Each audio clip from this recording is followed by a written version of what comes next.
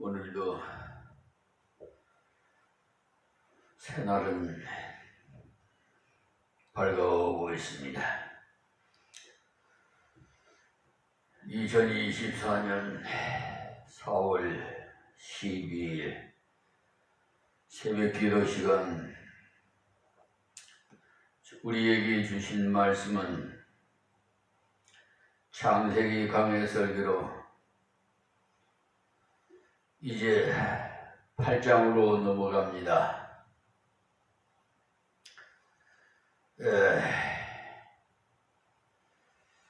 지난 시간 7장을 통해서 말씀드렸습니다만,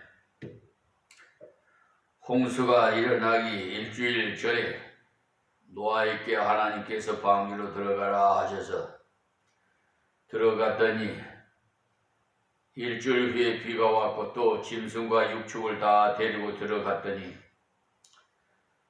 들어간 자들은 모두가 안전하였습니다. 그러니까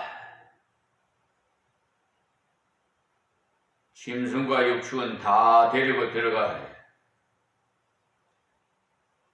바깥의 사람들은 물로 심판을 받아서 다 멸망하게 되는데, 이 모든 것이 다 이미 주신 말씀이 성취되었습니다. 하나님께서 그렇게 하시겠다고 미리 말씀하셨고, 또 그 말씀을 믿고 들어간 노아의 그 식구들은 구원을 받았습니다. 그 말씀을 전해 듣고도 심상치 않게 여긴 자들은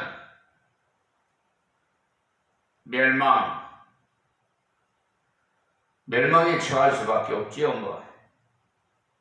그러니까 죄가 얼마나 많으냐, 그것이 문제가 아니고요. 하나님께서 은혜 주실 때 거절하면은 망한다는 말씀입니다. 노아도 죄 없는 사람이 아닌 노아의 8 식구도 다 부족한 사람. 그러나 하나님께서 방주를 지어라 하셨을 때 지었고, 비가 오기 전 일주일 전에 방주에 들어가라 하셨을 때 즉각 순종해서 들어갔어요. 그것이 다 무엇입니까? 하나님 말씀을 액면대로 믿고 하나님의 사랑을 믿었다는 것. 믿는다는 것은 곧 그 언약을 믿는 거죠. 그랬더니 그 언약대로 다 이루어졌어요. 그래서 지난 시간에 하나님 말씀의 성취에 대해서 말씀드렸습니다. 오늘 새벽부터는 8절의 말씀은 노아의 식구와 모든 짐승들이 들어가서 물이 점점 감화해짐으로써 방주에 나오기까지 그 내용으로 되어 있는데요. 거의 1년 동안 방주 안에서 살았는데 그동안 있었던 일에 대한 기록이므로 하나님의 은혜에 합당한 생활이라고 할 수가 있어요.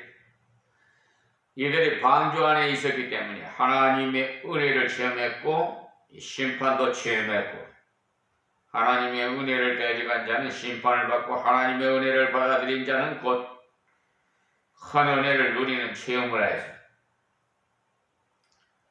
다 죽은 가운데서도 살아남는 체험을 했습니다. 노아는 은혜를 많이 받아서 은혜 받은 자답게 합당한 삶을 살아야 합니다.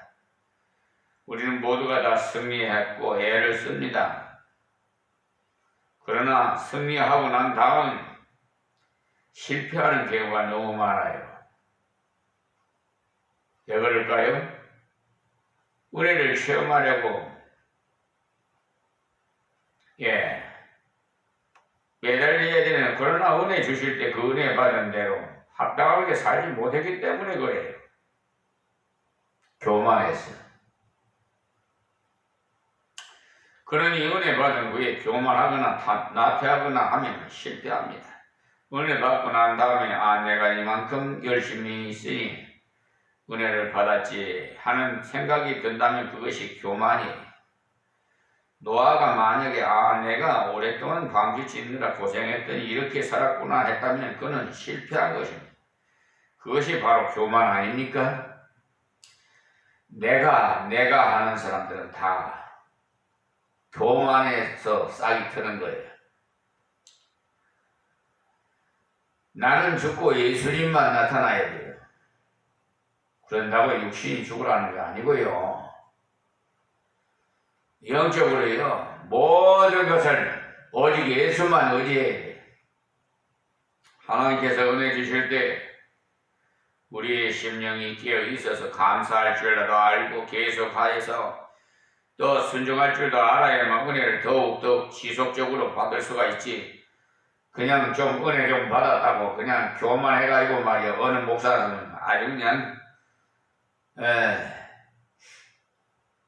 하나님 꼽지 않나 내 손에 주고 하는 그런 막말하는 목사도 있으니 이번에 보세요. 국회의원 선거 때 민심은 천심이란 말씀이지요. 윤석열 정부가 들어와가지고 얼마나 2년 동안 국정을 다스리는데 국민의 소리에 귀를 좀 기울이고 국민의 정말 적은 목소리도 귀담아 들어야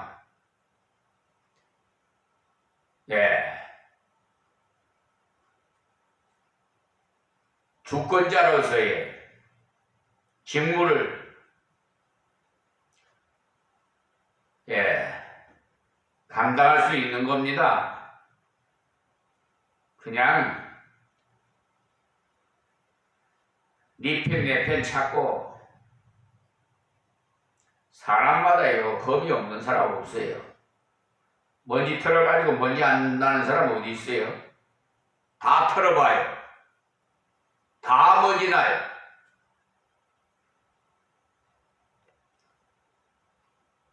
누가 누구를 정죄를 합니까?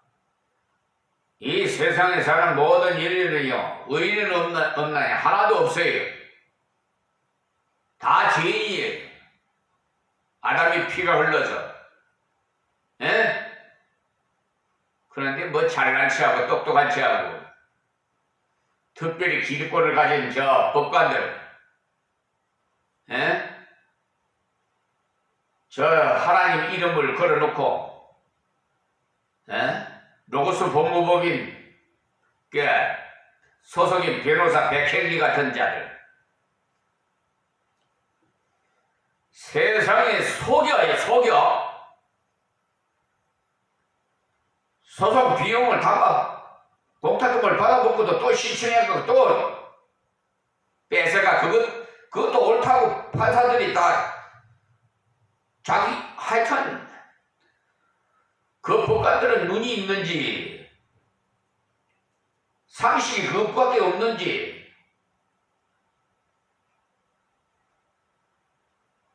법률도 모르는 사람인지 난 모르겠어요. 도대체 분간을 못하겠어. 알고도 그렇게 하면 고범죄에 들어가요. 아시겠어요? 그에 대한 대가는 상응하는 보응이 하나님으로부터 임한다는 사실을 아세요.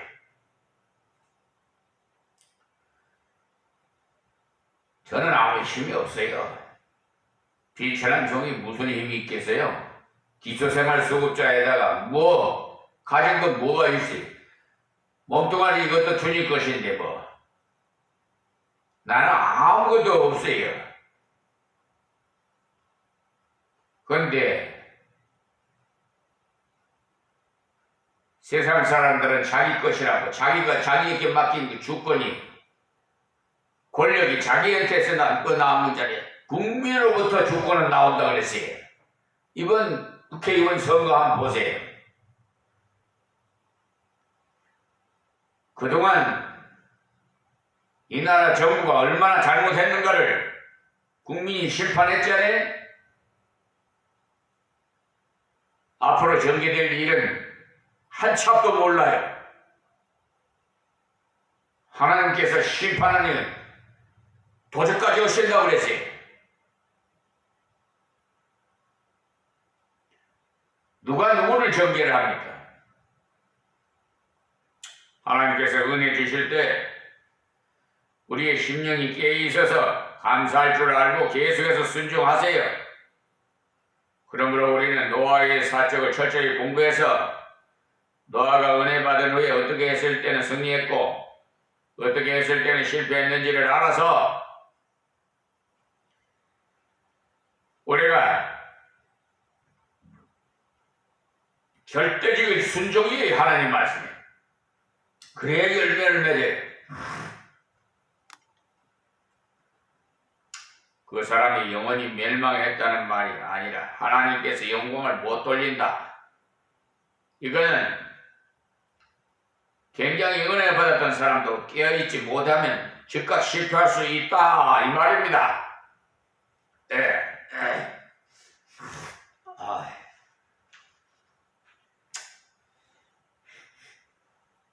첫 절부터 살펴보면 하나님께서 심판하신 후에 구원의 백성을 위해서 땅과 모든 환경을 점점 회복해 주신다는 내용이 5절까지 나오는데요. 1절 말씀 보겠습니다. 하나님이 노아와 그와 함께 방주에 있는 모든 들짐승과 육축을 권념하사. 여기 나오는 권념이란 말은요, 성경을 번역할 당시에 아주 고상한 말로만 번역하다 보니까 참으로 어떻게 표현되어 있는데 어렵게 이렇게 표현되어 있는데요. 원어에는 쉽게 표현되어 있어요. 자칼, 히브리 말로 자칼이라고, 기억하다, 잊지 않으시다 라는 뜻이에요. 우리말로는요. 그래서 권념이란 말을 그대로 표현하자면 보살펴 생각해 주시는 것, 이들을 보살펴서 생각해 주는 것을 말합니다. 방주 안에 있지만은 벼락이 치고 비바람이 몰아치고 물이 점점 많아지고 그런 것을 느낄 때 사실 인간적으로서 생각하면 얼마나 두렵겠어요. 여러분 여름철에 장마철에 막 천둥 번개 치고 여름철 아니라도 어떤 때는 그냥 천둥 치고 번개 치고 막 비가 내릴 때가 있잖아요. 그러면 여러분이 집안에 있으면서도 어떤 생각이 들어요? 좀 불안한 생각이 들지요? 특히 죄 지은 사람들은 더 불안한 생각이 들 거예요.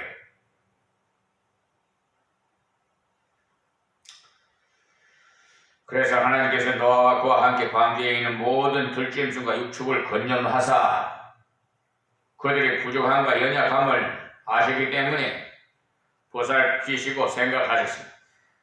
이사야 49장을 한번 찾아보시면 하나님께서 하나님의 백성들을 어떻게 생각하시는지 나와 있는데 한번 말씀을 한번 이사야 한번 봅시다. 49장 14절에 오직 시온이 이르기를 여호와께서 나를 버리시며 주께서 나를 잊으셨나 하였거니와 라고 말씀하셨어요. 여기 시온이라는 건 교회 성도를 말하는데 성도가 어려움과 괴로움을 당해서 기도하는데 그러니까 빠른 시간에 하나님께서 들어주시는 것 같지가 않아가지고 하나님께서 나를 잊으셨나? 버리셨나?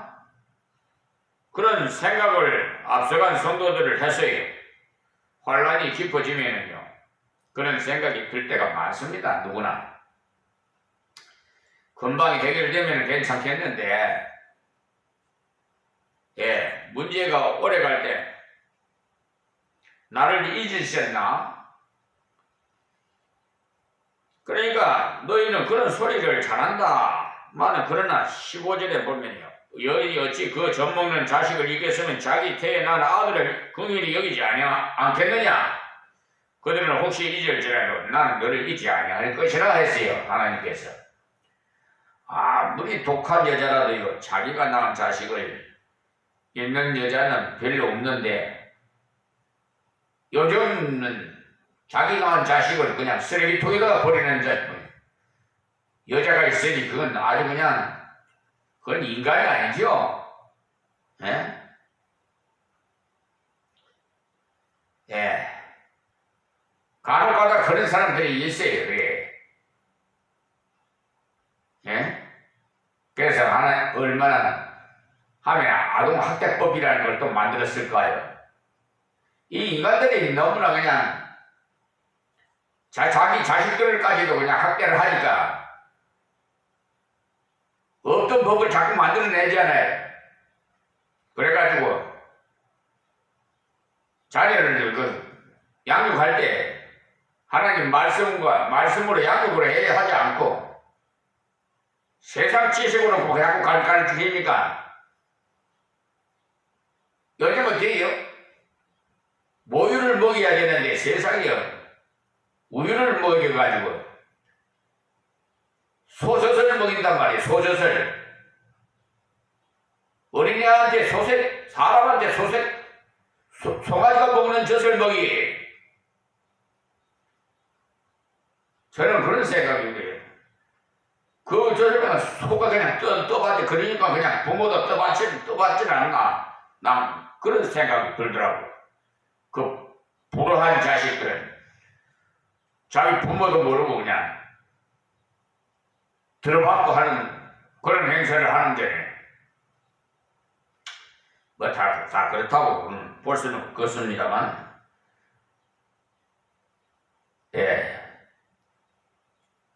짐작한데 그렇다고 말이죠. 그러나 나는 너를 잊지 아니할 것이라 하나님 그랬어. 우리가 이 말씀만 바로 알아도 큰 위로가 돼요. 여러분이 살아가는 중에 사업이 좀 안 될 때도 있고 자식들이 괴롭힐 때도 있고 그래서 기도했지만 어려움은 여전하기 때문에 하나님께서 왜 기도를 들어주시지 않으실까? 나를 잊어버리시고 계시나 하시질 몰라도 하나님께서는 절대로 그런 일을 없다는 말씀이에요. 16절에 내가 너를 내 손바닥에 새기고 너희 성벽이 항상 내 앞에 있나니라고 했어요. 17절에는 네 자녀들이 속히 돌아오고 너를 걸면 너를 황폐케 하던 자들이 너를 떠나가리라 했어요. 그러니까 하나님께서 여러분들의 하나님 당신 손바닥에 새기게 계신다고 했어요. 손바닥에 새기는 것이 제일 안전해요. 군대 가서 중요한 것을 잊지 않으려면 손바닥에다 쓰지 않아요. 종이는 잊어버릴 수도 있지만 하나님께서 손바닥에 새기게 표현은 의인법입니다. 그게 표현이. 하나님께서 사람의 표현처럼 하신 거지요. 사람들이 제일 잊지 않는 방법으로 손바닥에 쓰는 것처럼 하나님께서도 우리를 잊지 않으신다는 그런 표현으로 이렇게 손바닥에다가 새겼다고 했어요. 먹물로 사람의 몸에다가 일심이라고 새겨놓으면 문신, 그러니까 평생 없어지지 않듯이 하나님께서 우리를 한번 구원하시고는 손바닥에 새겨놓았다는 이 말은 항상 보고 계신다는 것을 여러분 잊지 마세요. 또 새기기 때문에 절대로 못 지운다. 그랬더니 여러분에게 어려움이 조금 있더라도 사업이 좀 안 되더라도 하나님 나를 버리셨나 이런 어리석은 생각을 하지 마세요. 하나님 나를 버리셨나 하는 것은요 바로 낙심인데 낙심하면 기도하지 않습니다. 낙심하면 하나님께 나오지도 싫어요. 낙심하면 하나님 말씀이 읽기도 싫고요. 그러나 낙심병이 병 중에 큰 병이 그래서 절망은 죽음에 이르는 병이다라고 어느 철인은 말했어요. 사람이 믿던 것이 무너져서 절망이 극에 달하면 죽는 수도 자살하는 수도 있다 이 말이에요. 내가 너를 내 손바닥에 새겼고 너희 성벽이 항상 내 앞에 있다니. 아무리 힘든 일이 있더라도 이 말씀 여러분 깊이 새겨두세요.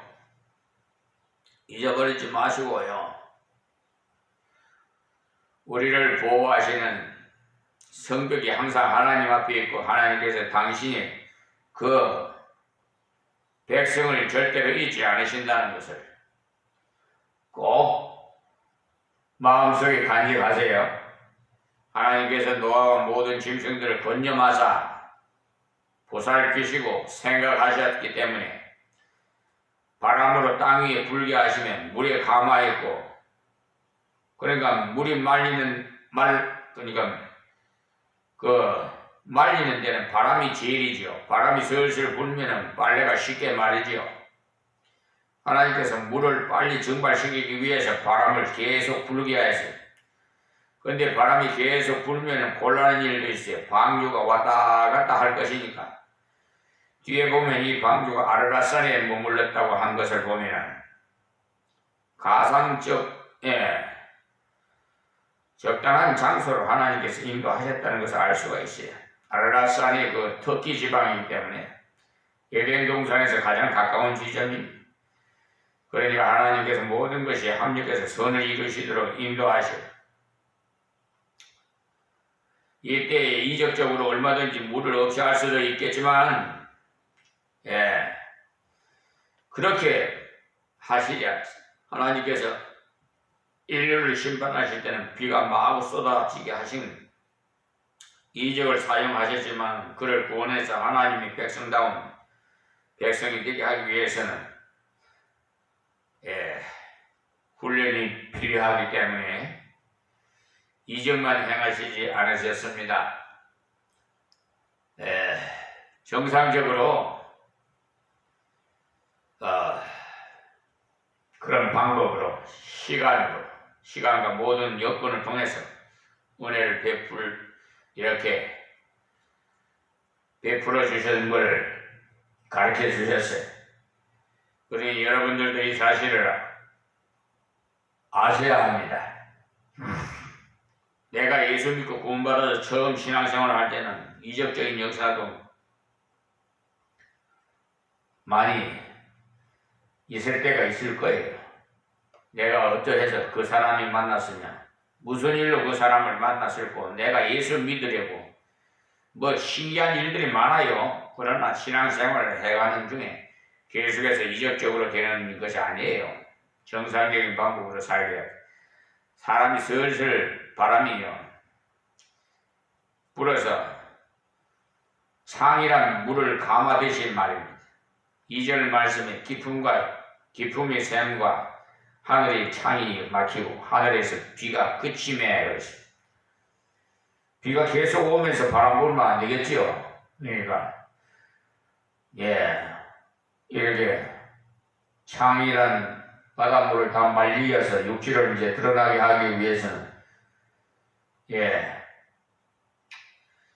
바람이 계속 불어집니다. 기품의 샘이라는 많은 학자들이 해일이라고 봅니다. 바닷물이 거센 바람 때문에 육지에 덮이면 정신이 없거든요. 그런 것을 다 막으시고 비도 그치게 하시고 바람이 불도록 하셨는데, 워낙 큰 홍수라서 1년이 걸려서 정상을 되찾아서 천천히 자연계도 정상적으로 돌아갔어요. 자, 3절 말씀입니다. 물이 땅에서 물러가고 점점 물러가서 150일 후에 감하고 그랬어요.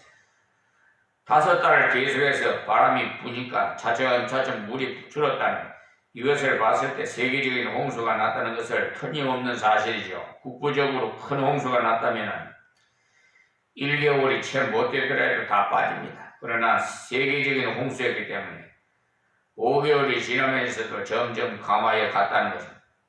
우리가 성경을 읽을 때 역사적인 사실에 대해서 언제든지 액면 그대로 읽어야 돼요. 이상한 추측을 할 필요가 없어요. 그러다 보면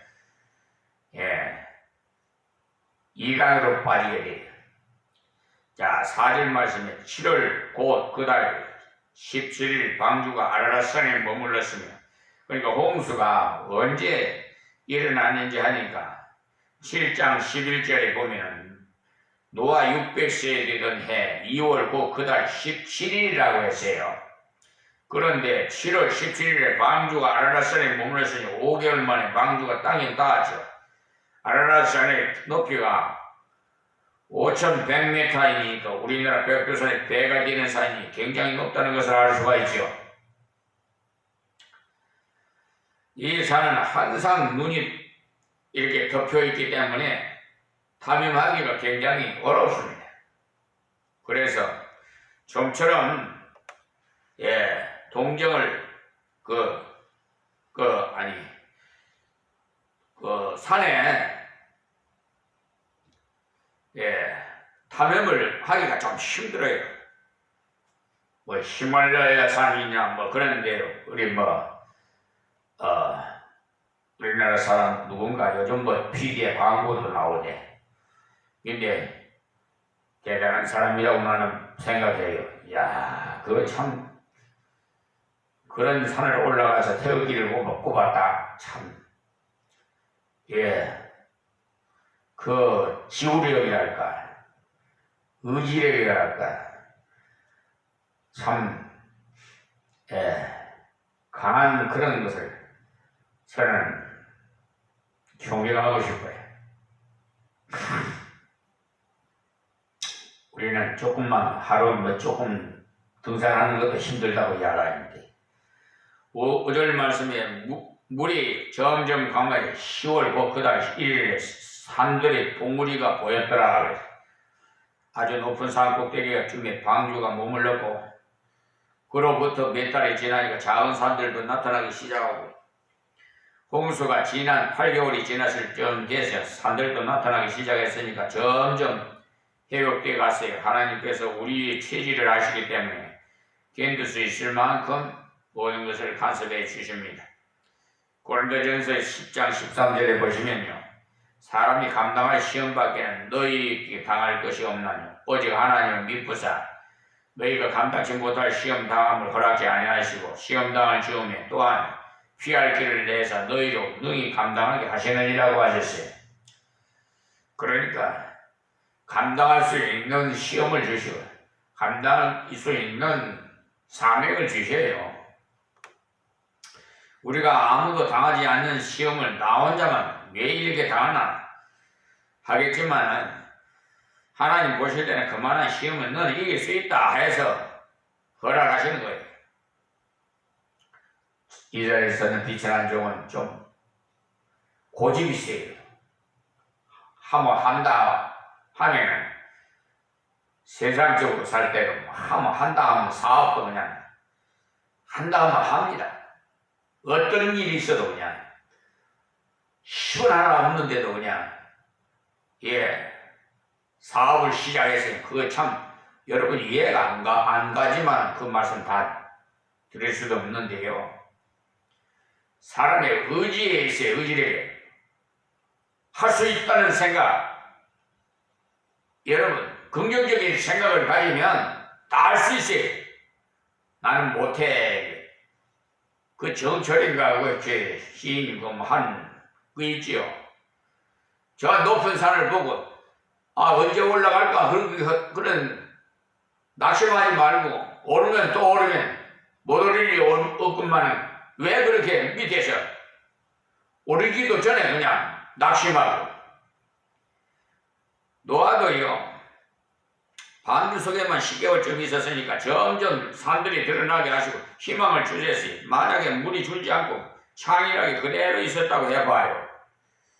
어찌된 셈인지 양식은 다 줄어들고 걱정했을 것 아닙니까? 그러나 산봉우리를 하나씩 점점 보이게 해주고 우리도 마찬가지 앞뒤가 다 막힌 것 같아도 하나님께서 자연계를 통해서 사람을 통해서 여러 가지를 통해서 조금씩 열어주십니다. 우리 생각을 언제나 한꺼번에 주시면 좋겠다 싶지만 매사가 그렇게 형통해버리면 넘치는 것이 사람이 한번 기도했더니 일이 척 해결되더군 하면서 목에 힘을 줘요. 그렇게 되면 하나님께 영광이 돌아가지 않고 자기가 대단한 것처럼 보여야 아주 어느 목사는 막 아주 그냥 아휴 그만 나는 요즘은 좀 덜한데요. 예전에는 부흥사들 막 와가지고 막 교회에 그냥 어떤 부흥사들은요 아유 그냥 강제로 그냥 장로 일으켜가지고 뭐 항소 한 마리 드리라고 그러고 뭐 하여튼 억지로 말이야 그냥 그러는 건 아니에요. 그래서 참 교회가 병들기 시작한 거예요. 6절에서 12절까지는 물이 점점 가만해지니까 사람이 살만하지. 물이 어떻게 되었는가 알아보기 위해서 까마귀가 비둘기를 내보냈지요. 까마귀는 내보냈더니 정말 까마귀가 돌아오지 않았어요. 그런데 비둘기는 주인의 마음에 들도록 감람새 잎을 물어다 주물어서 물 빠짐에 대한 정보를 대강 알 수 있도록 가르쳐주고 갔어요. 그러니까 여러분 이런 피조물도 까마귀나 비둘기 같은 자가 있거든요. 알겠어요? 예, 주인을 몰라보는 자들, 주인을 알아보는 자들. 농사를 지으면서도 깨달을 수 있고 사람을 쓰면서도 깨달을 수 있어요. 하나님의 진리를 성경을 통해서 깨닫지만 그 깨달은 진리를 생활 속에서 대입해 보면 실질적으로 배울 때가 참 많아요. 방주 속에서 같이 생활했던 품어주었던 까마귀가 영영 제 길로 가버리고 돌아오지 않았을 때 얼마나 섭섭했겠어요. 그 섭섭함을 통해서 하나님의 은혜를 받고도 은혜 잊어버렸다면 하나님께서 얼마나 섭섭하실까. 그것을 깨닫는 데 도움이 됩니다. 그 때문에 우리는 우리 주위의 그 모든 환경이라는 우연이라는 게 없어요. 다 하나님 간섭이 은혜를 사모하며 깨닫기를 원하는 자는 이것을 통해서도 저것을 통해서도 하나님 은혜를 깨닫게 해주십니다. 참 얼마나 감사한지 몰라요. 우리의 마음만 가난하면 여러 가지를 통해서 하나님의 은혜를 깨달을 수가 있어요. 자, 시간이 또 이제 다 된 것 같아서 오늘 여기서 말씀 뵙겠습니다. 하나님 감사하고 고맙습니다. 주신 말씀이 다 은혜 되게 하여 주시옵시고 듣는 자마다 복이 되게 하여 주옵소서. 예수님의 이름으로 기도합니다. 아멘.